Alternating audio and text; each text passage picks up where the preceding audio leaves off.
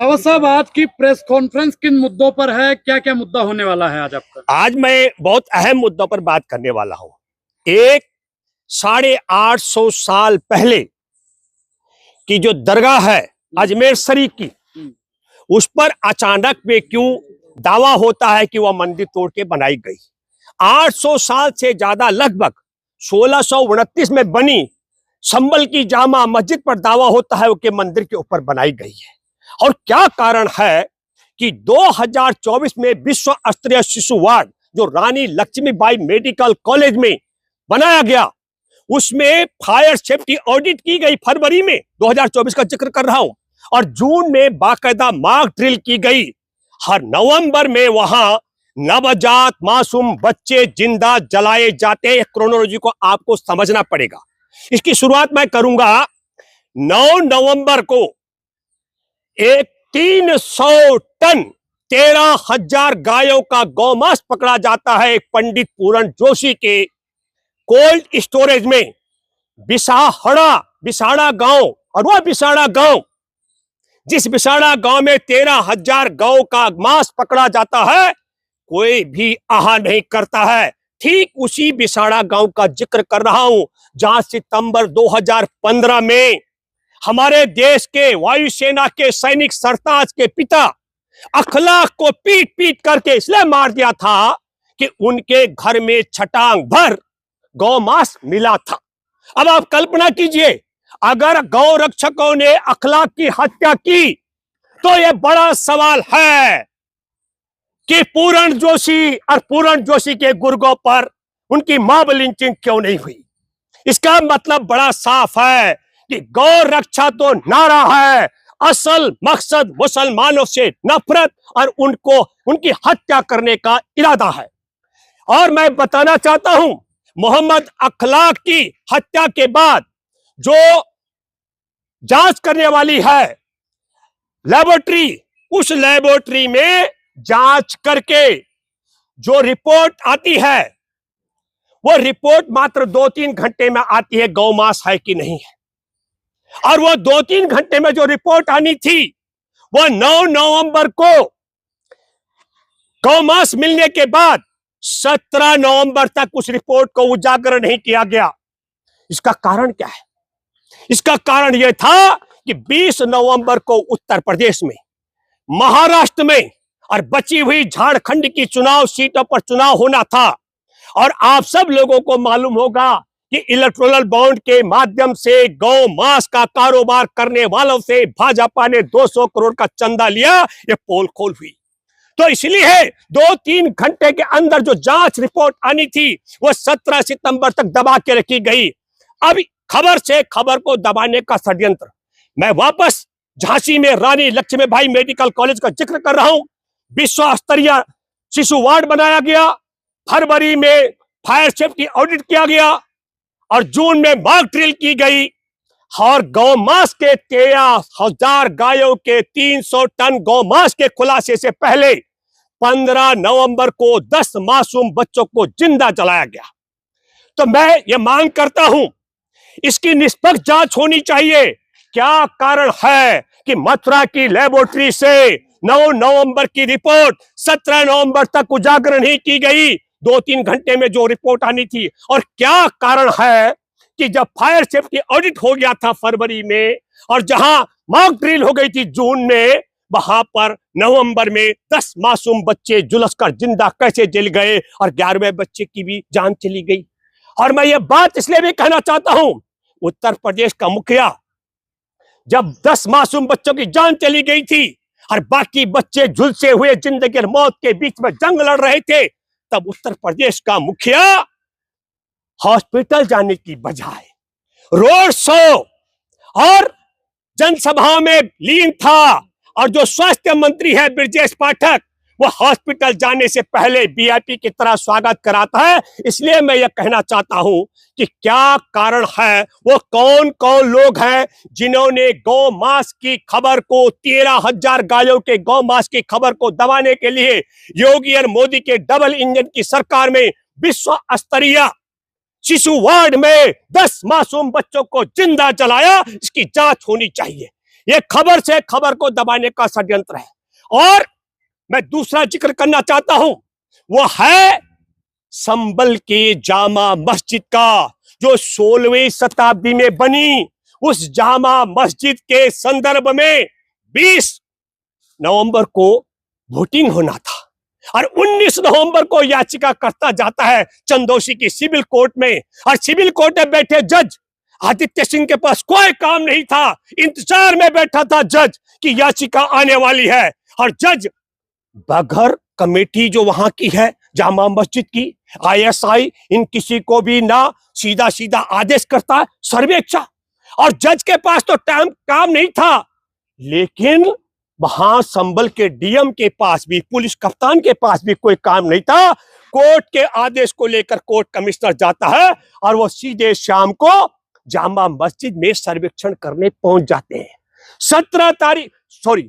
19 तारीख को सर्वेक्षण होता है, 19 तारीख को याचिका दायर होते हैं, 19 तारीख को आदेश आता है, क्योंकि 20 तारीख को चुनाव था, वोटिंग था। हिंदू मुसलमान का ध्रुवीकरण करने के लिए चंदौसी के सिविल जज ने, क्योंकि हमारे देश के अंदर 1991 में पूजा स्थल अधिनियम बना हुआ है, 15 अगस्त 1947 के बाद किसी प्रकार का परिवर्तन उनने नहीं किया जाएगा, जो पहले 15 अगस्त 1947 से पहले जैसे थे।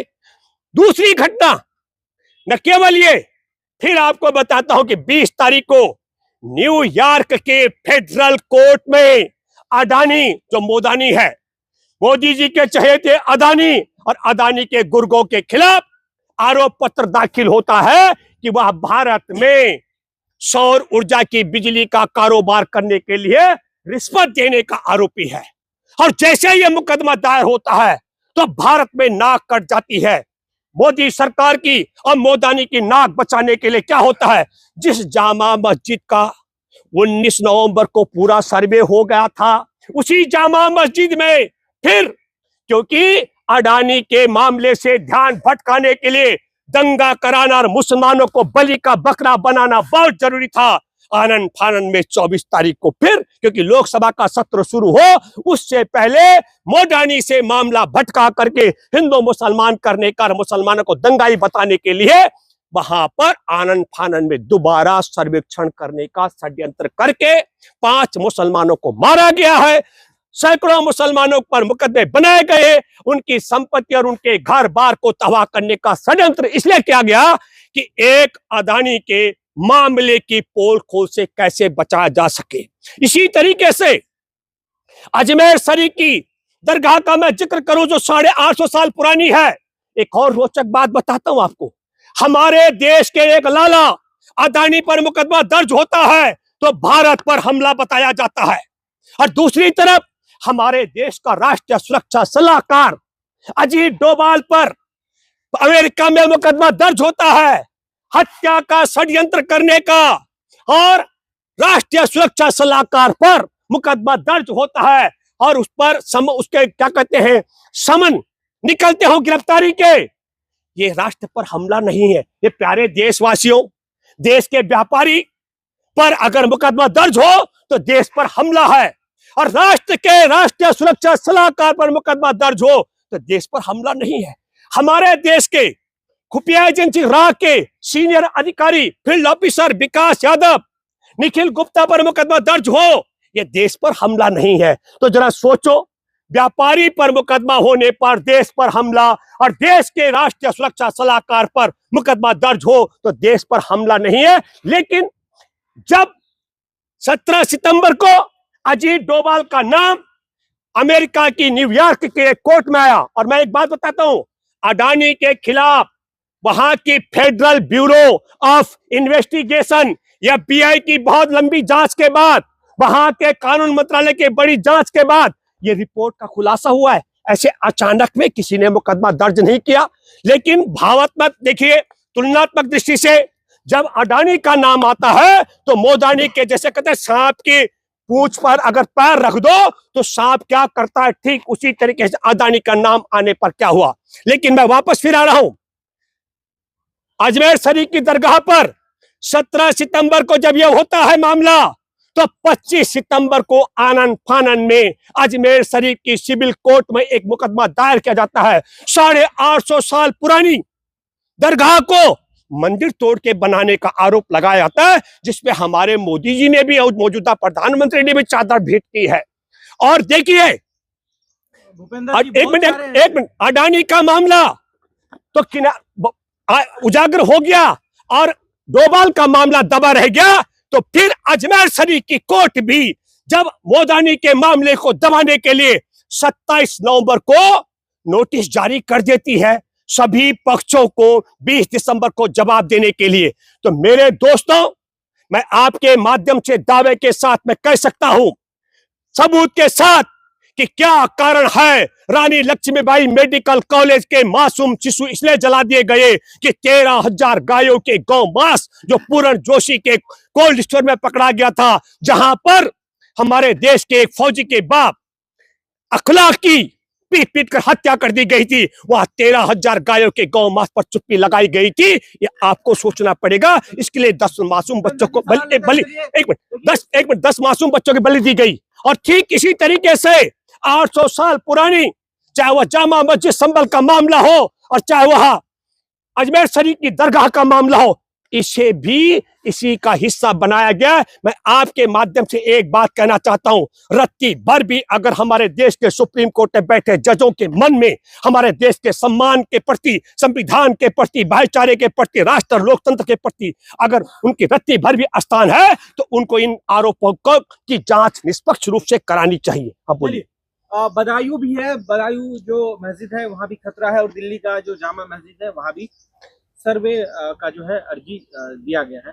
तो ये कोई नया बात तो है नहीं। देखिए, आपको एक मिनट पहले आप समझिएगा, ये मामला इतना ही नहीं है, पूरा आपको सुनना चाहिए, दर्शकों को भी। हमारे देश में मैं कहूं, अक्टूबर 2023 से जब फिलिस्तीन और इजराइल का मामला शुरू हुआ था, तो आप सब लोग याद कीजिए, अंधभक्तों से लेकर और भारत की सरकार का रवैया आप सब ने देखा। यही नहीं, भारतीय लोगों, बेरोजगारों की बड़ी फौज इजराइल भेजी गई है मजदूरी के लिए, यह भी आपने देखा है।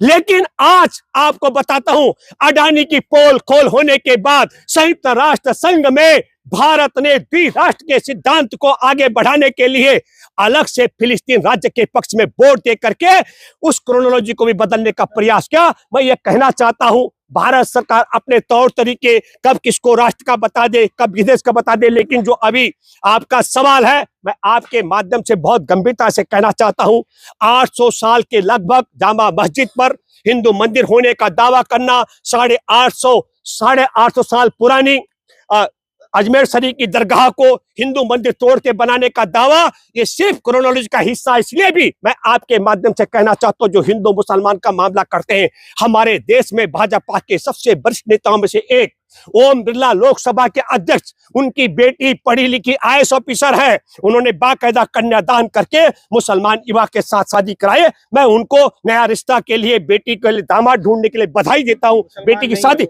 एक मिनट सुनिए, शादी के लिए बधाई देता हूँ। है भाई, है, बता रहा हूं, सुनो, अब सुनिए। लेकिन कुल मिलाकर के उन्होंने हिंदू घराने में तो नहीं ब्याह किया, एक बात तो आप समझ लीजिएगा। हम ये बात इसलिए कहना चाह रहे हैं कि एक तरफ आप रिश्ता भी कर रहे हैं और दूसरी तरफ नफरत फैला रहे हैं। ये मैं अंधभक्तों के लिए कह रहा हूं, मैं बिरला जी के कामों पर, उनकी बिटिया के मामले पर कोई सवाल खड़ा नहीं कर रहा हूं। मैं अंधभक्तों से कह रहा हूं कि ये बात, तौर तरीके आपको समझने चाहिए। और बड़ा सवाल यह है कि भारत की जो दशा है तमाम तरीके से, चाहे वो रोजगार के मामले को लेकर के हो, तमाम कानून व्यवस्था के मामले को लेकर के हो, मैं आपके माध्यम से एक बात और खत्म करके कहना चाहता हूं। आप सब लोगों ने भली भांति देखा है कि हमारे देश में बनारस में विश्व हिंदू विश्वविद्यालय BHU की मैं बात कर रहा हूं, वहां पर जिस छात्रा के साथ में नरेंद्र मोदी के नजदीकी, योगी आदित्यनाथ के नजदीकी, स्मृति ईरानी के नजदीकी ने बुलेट की नोक पर गैंग रेप किया था, वह बालिका आज विद्यालय छोड़ करके घर में बैठने के लिए विवश हो गई है।